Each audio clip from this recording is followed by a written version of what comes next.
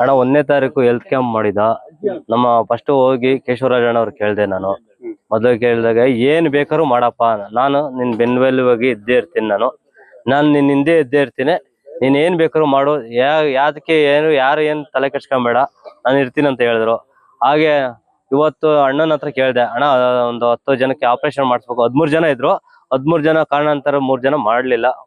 ಅದಕ್ಕೆ ಆಪರೇಷನ್ಗೆ ಕೇಳ್ದೆ, ಬಾ ಮಾಡ್ಸಪ್ಪ, ನಾನು ಇದ್ದೀನಿ ಅಂತ ಹೇಳ್ಬಿಟ್ಟು ನಮ್ಮ ಮಂಜಣ್ಣರು ಮತ್ತೆ ಕೇಶವರಾಜಣ್ಣವ್ರು ಇಬ್ರು ಕೂಡ ನಂಗೆ ಸಹಕಾರ ಕೊಟ್ರು.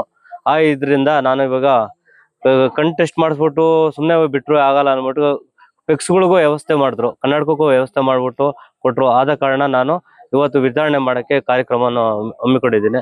ಅವ್ರ ಬೆಮ್ಮೆ ಎಲ್ವಾಗಿ ಇದ್ದೇ ಇರ್ತೀನಿ ಯಾವಾಗನು. ನಿಮ್ ಕಷ್ಟ ಸುಖಕ್ಕೆ ಸ್ಪಂದಿಸ್ತಾರೆ ಕೇಶವರಾಜನವರು?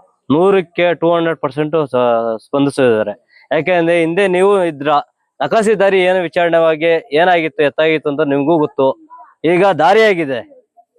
ಅವರಿಗೆ ಊರಿನ ಪರವಾಗಿ ನಾನು ಧನ್ಯವಾದ ಹೇಳ್ತೀನಿ.